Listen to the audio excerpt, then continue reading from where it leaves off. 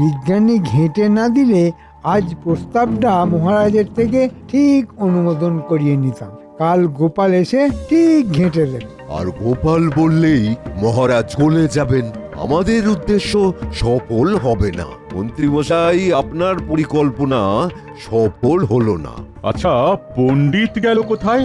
এই তো আমি এখানে। আমি একটা কথা নিজের কানে শুনে এসেছি মন্ত্রী মশাই, যেটা শুনলে আপনি আনন্দে অস্থির হয়ে উঠবেন। কথাটা গোপালকে নিয়ে। বলো বলো, কি কথা? দেখো, সেই কথা শুনে যদি বুকের মারাত্মক ব্যথা সেরে যায়, এর চেয়ে ভালো আর কিছু হয় না। কেন মন্ত্রীমশাই, আমার ঔষধে আপনার বুকের ব্যথা নিরাময় হয়নি? এই ব্যথা ওষুধে যাবার নয় রাজবৈদ্য, এই টনটনে ব্যথার নিরাময় হবে শুধু একজনের প্রস্থানে। তাহলে তো ভীষণ চিন্তার কথা। সেই একজন তো মহারাজের খুব প্রিয়, সে তো যাবার নয়। তাহলে আরে তার খবরই তো এনেছি মন্ত্রী মশাই, আপনার এই মারাত্মক বুকের ব্যথার চিরবিদায় হবে। মানে বলো বলো, শিগগির বলো। গোপাল একেবারে গেছে মন্ত্রী মশাই, একেবারে নিজের কানে শুনে এলাম। আরে বাবা, পণ্ডিত মশাই ভালো কথা একটু না থেমে বলতে পারেন না? অনিস, বলো, তুমি নিজের কানে কি শুনে এত উত্তেজিত হয়ে আমাকে বলতে এলে? মহারাজ গোপালকে রাজসভা থেকে তাড়িয়ে দিয়েছে, আমি নিজের কানে শুনে এলাম। তাই? এই কি হলো কি? কেমন করে হলো? সব বিস্তারিত জানাও। থেমে থেকো না পণ্ডিত, থেমে থেকো না। রাজপ্রাসাদের বারান্দা দিয়ে যাচ্ছি, হঠাৎ কানে এলো গোপালের গলা। গোপাল মহারাজকে খুব উঁচু গলায় বলছে, আপনার এই কথা খুব ভুল, মানা যায় না। আমি দাঁড়িয়ে পড়লাম। গোপালের এত সাহস, মহারাজের মুখের উপর এভাবে কথা বলে।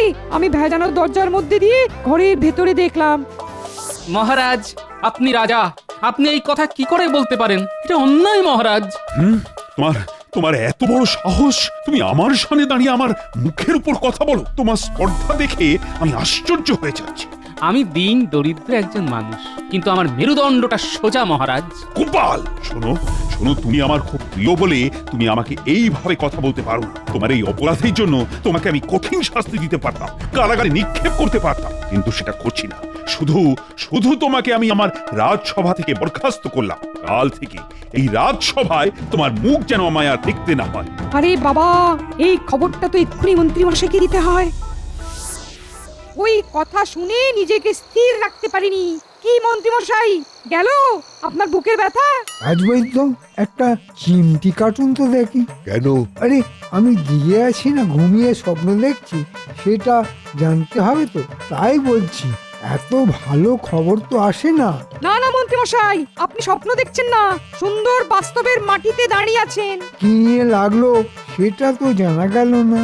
না, এ তো জানা যায়নি, কাল রাজসভায় জেনে নেবেন মন্ত্রী মশাই। মন্ত্রীমশাই এত সুসংবাদ পেলেন, এবার তো গিন্নিমার হাতের রান্না খাওয়াতে হবে। ভোজ কবে খাওয়াবেন? আসছে রবিবার মধ্যাহ্ন ভোজনের আমন্ত্রণ রইল। কেমন, ঠিক আছে? ঠিক ঠিক আছে, আছে। ঠিক আছে।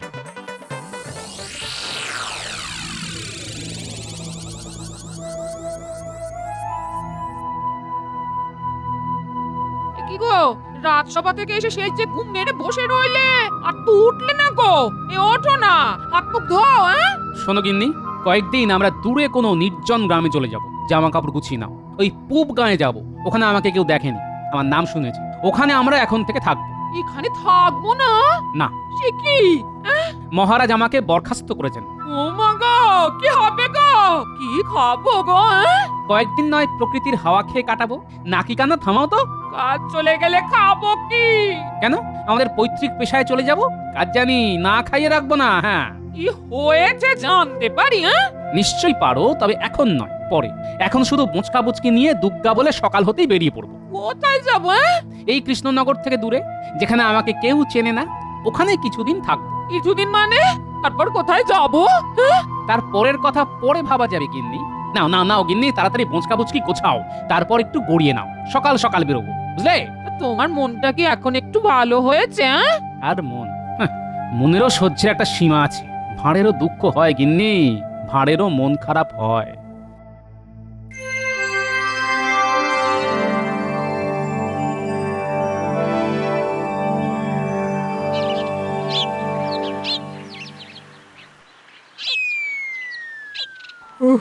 কি ভালো লাগছে, হ্যাঁ? এবার নাটক করে গোপালের অনুপস্থিতির কারণটা জানতে হবে। মহারাজ, সভা শুরু হয়ে গেল, গোপাল এখনো এলো না। ও আর আসবে না, ওকে আমি বরখাস্ত করেছি। সে কি মহারাজ? কেন? আপনার এত কাছের মানুষ, আপনি এত ভালোবাসতেন। আরে রাজসভার কাজটা শুরু করো। আমাদের কি যেন বিষয় নিয়ে কথা হচ্ছিল কাল। ওই মাঠের ধারে অবাঞ্ছিত আস্তানা নিয়ে মহারাজ। ওই অবাঞ্ছিত আস্তানাগুলো আমাদের পরিষ্কার করতে হবে। এ সম্পর্কে আমি পরে সিদ্ধান্ত নেব। এ নিয়ে এই মুহূর্তে কোনো আলোচনাই হবে না। আব্বা, বেশ ভালো একটা সময় ছিল, পথের কাঁটার গোপালটাও নেই। এই সময় যদি পরিষ্কার করার বরাতটা পেয়ে যেতাম, তাহলে বছরের শেষে কিছু উপরি হাতে আসতো। আচ্ছা, যদি আর কিছু আলোচনা না থাকে তবে আজকের মতো সভা মুলতুবি। আমি এখন বিশ্রাম নেব। হ্যাঁ, মহারাজের হলো কি? ব্যাপারটা সুবিধের দেখছি না।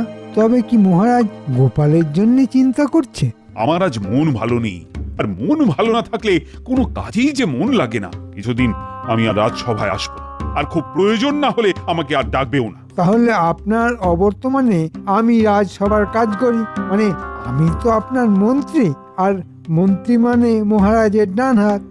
তুমি থামো তো। আমার অবর্তমান মানে আবার কি? আমি প্রাসাদে থাকবো, খুব প্রয়োজনেই আমাকে একমাত্র ডাকবে, বুঝেছো? বুঝেছি মহারাজ। মহারাজের মন আর মর্জি বোঝা ভার। ব্যাপারটা কি বলুন তো মন্ত্রী মশাই? মহারাজের ভাবগতিক ঠিক সুবিধের লাগছে না। মনে হয় কোনো কারণে খুব বিচলিত। বিচলিত হওয়ার কারণ কি গোপাল? ঘুরে ফিরে সেই গোপাল। ওহ, চলে গিয়েও ছায়া রেখে যায়, কিছুতেই যায় না। মন্ত্রীমশাই বলে কি একদম চিন্তা করবেন না।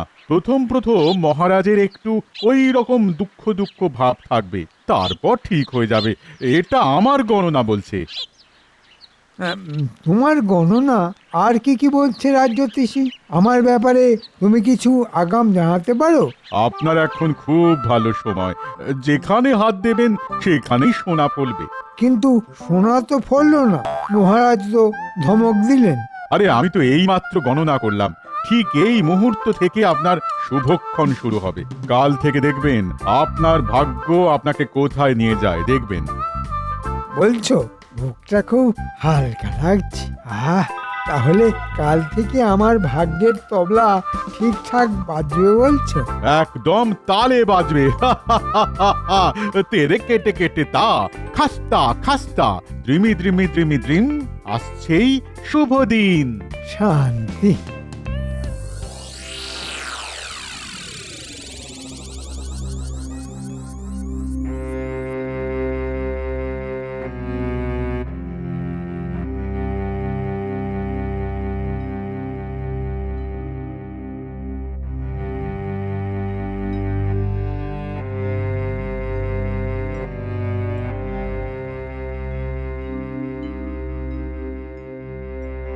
মহারাজ, বলো বলো মহারানী। আপনাকে একটা কথা জিজ্ঞেস করব? তা এত সংশয় নিয়ে প্রশ্ন করছো কেন? এই যা জিজ্ঞেস করবে নির্ভয় জিজ্ঞেস করো। গোপালকে কি আপনি আপনার সভা থেকে বহিষ্কার করেছেন? হ্যাঁ, করেছি। কিন্তু কেন মহারাজ? গোপালের অপরাধ? গোপাল আমার সাথে তর্ক করেছে। ঘটনাটা কি আমাকে বলা যাবে মহারাজ? মহারানী, সেদিন রাজসভায় মন্ত্রী একটা প্রস্তাব এনেছে, গোপাল সেদিন ছিল না। মহারাজ, আমাদের রাজ্যের মধ্যে মাঠের ধারে যে অবাঞ্ছিত আস্তানাগুলো বংশ পরম্পরায় রয়েছে, সেগুলোকে ভেঙে ওখানে বেশ সাজানো গোছানো বাজার করলে ভালো হয়। তাতে আমাদের রাজস্ব বাড়বে, রাজকোষে অর্থ আসবে। খুব ভালো প্রস্তাব মহারাজ। তাতে আমাদের রাজ্যের সৌন্দর্য বাড়বে। মন্ত্রী মশাইয়ের প্রস্তাবকে আমি পূর্ণ সমর্থন দিলাম। বিজ্ঞানী, তুমি চুপ কেন? তোমার কি প্রস্তাবটা ভালো লাগেনি? না মহারাজ, প্রস্তাবটা ভালো, তাতে সন্দেহ নেই, কিন্তু একটা কথা আছে মহারাজ। এর মধ্যে তুমি আবার গোপালের মতো কিন্তু খুঁজে পেলে? না না না না না, তুমি বলো বিজ্ঞানী। আর তোমার যেন কোথাও খটকা লাগছে বলে মনে হচ্ছে। মানে যারা ওখানে এতদিন ধরে আছে তারা যাবে কোথায়? মানে তাদের তো পুনর্বাসন দিতে হবে মহারাজ। কেন? ওরা তো নিয়ম বহির্ভূতভাবে আছে। যারা বেআইনিভাবে ঘর করে থাকবে তাদের পুনর্বাসন দেবার কোনো মানে নেই। মন্ত্রীর কথাটা আমার মনে ধরলো, আর আমি মনে মনে ঠিক করে নিলাম যে অস্থায়ী ঘরগুলো ভাঙবো। রাতে যখন আমি বিশ্রাম করছি, ঠিক তখন গোপাল এলো।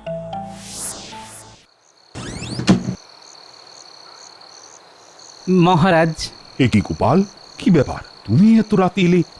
কোনো বিপদ ঘটেছে নাকি? তা তো একটু ঘটেছে, আর ঘটেছে বলেই তো রাতে আপনার সঙ্গে দেখা করতে এলাম। বলো বলো বলো, কি প্রয়োজন?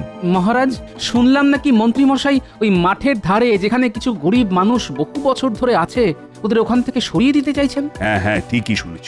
ওইখানে আমরা বাজার করব ঠিক করেছি।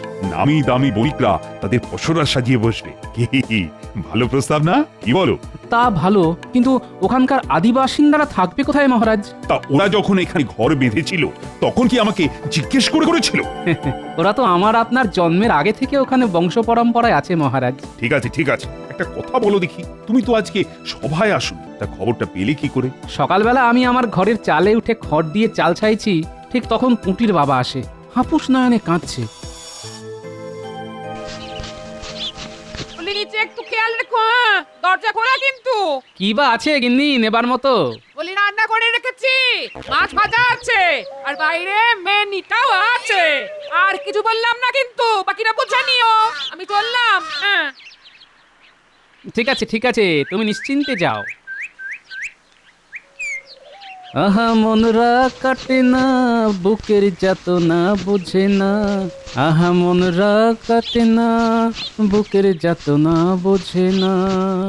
আহা মন। গোপাল দাদা, সর্বনাশ হয়ে গেল, আমার সব চলে গেল। মাথা গোজার স্থানটুকু আর থাকবে না। আরে না কেঁদে আমাকে একটু বুঝিয়ে বলো দেখি। মন্ত্রীমশাই নজর পড়েছে আমাদের 7 ঘরের ওপর। আমরা 7 পুরুষ ধরে আছি। মহারাজকে কর দিই, তবু কেন আমাদের ওখান থেকে হাঁটিয়ে দেবে? আরে আরে, তুই অর্ধেক বলে আবার কেঁদে ওঠে। আহা পুরো কথাটা বলো না, না হলে আমি বুঝবো কি করে? গোপাল দাদা, আজ বটা ঘটা এসেছিল রাজমিস্ত্রি নিয়ে। সর্দার রাজমিস্ত্রি এসে মাপজোপ করতে লাগলো। বটা ঘটা বলে আমাদের ঘর মাসখানেকের মধ্যেই ভাঙা হবে। আমরা কোথায় যাবো গোপাল দাদা, বলো? আমরা কোথায় যাবো বলো গোপাল দাদা? আরে আরে, কেঁদো না কেঁদো না, আমাকে মহারাজের সাথে কথা বলতে দাও। সন্ধেবেলায় যখন কেউ থাকবে না, আমি মহারাজের সাথে কথা বলবো। আমি ভালো করে বিষয়টা বুঝে নিই আগে। কেঁদো না কেঁদো না। আরে আমি থাকতে তোমাদের কোনো বিপদ হতে দেব না। ওরা কি করবে মহারাজ? ওদের আমি কথা দিয়েছি। কথা দেবার মালিক কি তুমি? না মহারাজ, কথা দেবার মালিক আপনি। আমি শুধু আমার কথাটা আপনার কাছে নিবেদন করলাম। ওদের মাথার উপর ছাদটা বানিয়ে দিন মহারাজ। যারা অবাঞ্ছিত তাদের দায়িত্ব আমার নয়, ওদের মাথা গোজার দায়িত্ব ওদেরকেই নিতে হবে। মহারাজ আপনি রাজা। গোপাল, তোমার মুখ যেন আমায় আর না দেখতে হয়। ঠিক আছে মহারাজ, কাল থেকে আপনার রাজসভায় আসবো না, আপনাকে আমার মুখও দেখাবো না। কিন্তু আমার বিশ্বাস আপনি পরে এই ব্যাপারটা নিয়ে মনে কষ্ট পাবেন মহারাজ। চললাম। আমি সত্যিই খুব ধর্ম সংকটে পড়েছি। গোপালকে ওইভাবে বরখাস্ত করে, গোপালের কথাটাও তো আবার ফেলে দেবার নয়। আবার মন্ত্রী যে কথাটা বলেছে সেটাও যে খারাপ বলেছে সেটা বলবো না। কৃষ্ণনগরের সৌন্দর্যের জন্য ওখানটা তো সুসজ্জিত বাজার করাটাও খুব জরুরি। আপনার মন কি বলছে মহারাজ? গোপালকে পুনরায় সভায় আনতে, এবং আমি চাই একটা সুন্দর পরিসমাপ্তি। তাহলে লোক পাঠিয়ে গোপালকে বলুন কাল থেকে রাজসভায় আসতে। পেয়াদা পাঠিয়েছিলাম, তারা এসে খবর দিয়েছে যে ঘরে তালা দেওয়া, গোপালকে নাকি কোথাও পাওয়া যাচ্ছে না। যে ধরা দিতে চায় না তাকে ধরবো কি করে বলো তো? তবে আমার বিশ্বাস গোপাল এমন কোনো এক জায়গায় গেছে যেখানে গোপালকে কেউ চেনে না। সম্পূর্ণ অজানা অচেনা জায়গায় গোপাল নিজেকে আত্মগোপন করে রেখেছে। মহারাজ, একটা উপায় আছে। গোপালকে বুদ্ধি দিয়ে ফিরিয়ে আনতে হবে। এমন কিছু করতে হবে যার সমাধান গোপাল ছাড়া আর কেউ করতে পারবে না। আচ্ছা, এমন কোনো উপায় কি আছে মহারানী, যাতে করে গোপালকে আবার ফিরে পেতে পারি? আছে মহারাজ, আছে।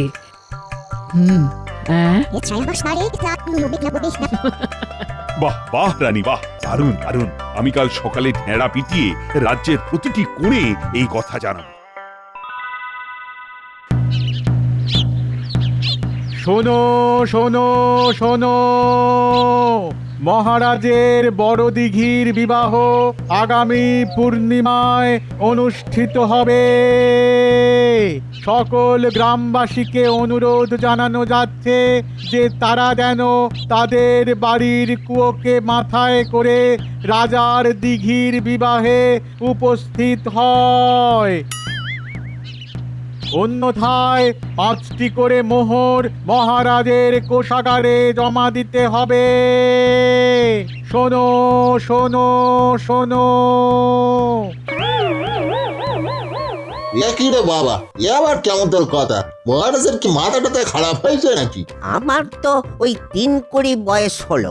এই রকম অদ্ভুত বিয়ে তো আমি ওই কোশমিন কালেও শুনিনি। দেখা তো দূরস্ত, দেখি আবার বিয়ে। খুড়ো, এই শুধু দিঘির বিয়েই শুনলে? কুয়ো ঘাড়ে করে নিয়ে যেতে হবে সেটা শুনলে না? হায় হায় গো, কি বিপদ এলো গো! কলিকাল কলিকাল ঘোর কলিকাল! শুনেছি মহারাজের সবাইকে গোপাল বলে খুব চালাক লোক আছে, তো সে থাকতেও মহারাজের এই অবস্থা। কি জানি, শুনেছি তো চালাক, আসলে সে হয়তো একটা হদ্দ বোকা। তোরাটাকে মুখ ঝমটা দিয়ে আসবো, হ্যাঁ? তোমাকে বলে কিনা হদ্দু বোকা? দেখাচ্ছি দেখাচ্ছি মজা। না গিন্নি, একদম না, তাহলে সব গলে হরিবোল হয়ে যাবে। শুনতে দাও, আসলে সবটাই আমাকে খোঁজার জন্য, বুঝেছো? মানে পরে বলবো, এখন শুনে যাও, মুখে কিছু প্রকাশ করো না। তবে শুনে রাখো, এই বুদ্ধিটা মহারাজের মাথা থেকে আসেনি। তাহলে বুদ্ধিটা মহারাজের মাথায় দিল কে? খুড়ো, আমাদের গ্রাম প্রধানকে জানাতে হবে। এ কি অদ্ভুত বিপদ এলো বলো তো? কুয়ো কাঁধে করে কি করে নিয়ে যাব?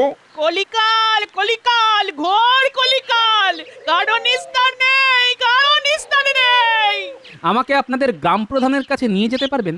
তাহলে আপনাদের বাঁচার রাস্তাটা আমি বলতে পারবো। আপনি কে মশাই? হ্যাঁ, আপনি কে?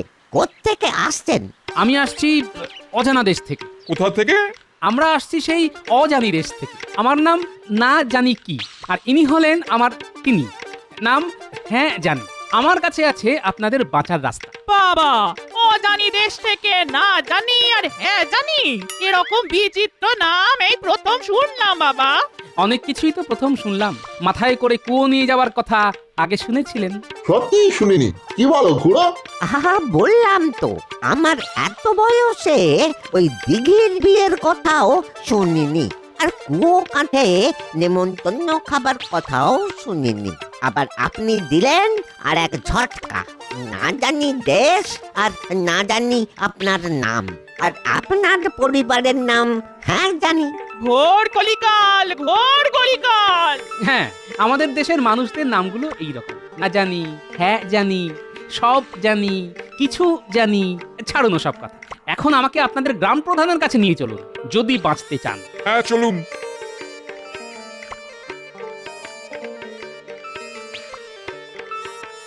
মহারাজের ঢেঁড়া শুনে মাথাটা কেমন ঘুরতে শুরু করেছে।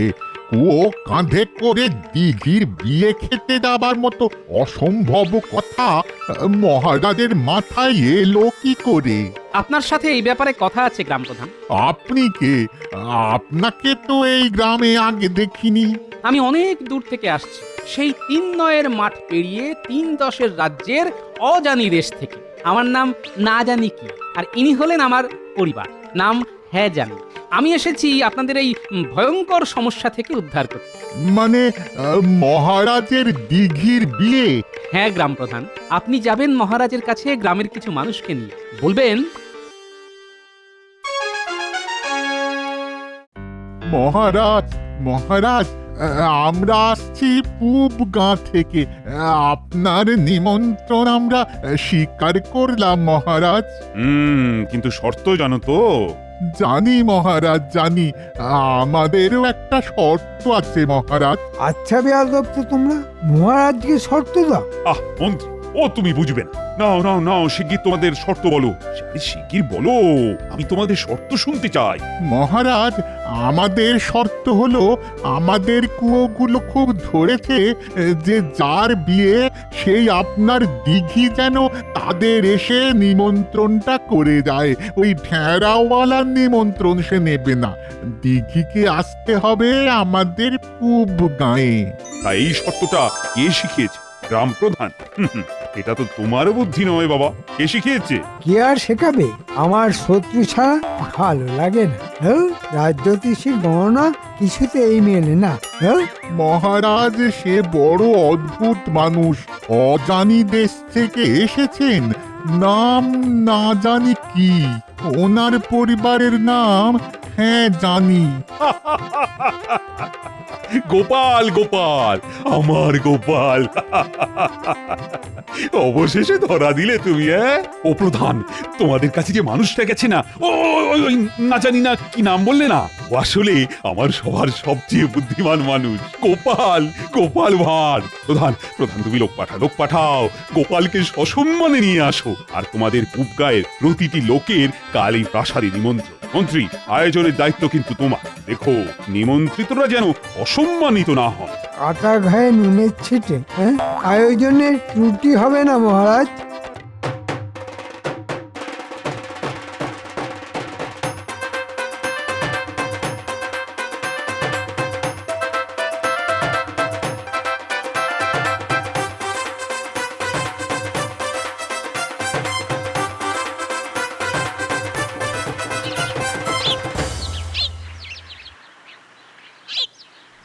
এসো এসো গোপাল এসো, তোমাকে হারানোর ব্যথা যে কি সেটা আমি হাড়ে হাড়ে বুঝেছি।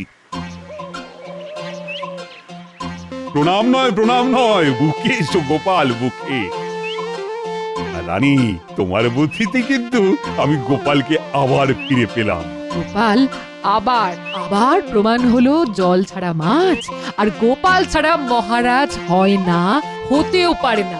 রানীমা, এবার যে আপনি সবাইকে ছাপিয়ে গেছেন, আপনাকে প্রণাম। রানীমার বুদ্ধিতেই আমার সিদ্ধি লাভ। আমি ঘোষণা করলাম আমাদের নতুন বাজারও হবে, আর তার সাথে ওদের মাথার উপর পাকা ছাদও হবে। বুদ্ধি বটে গোপালের, সব কিছু ঠিক আদায় করেই ছাড়লো।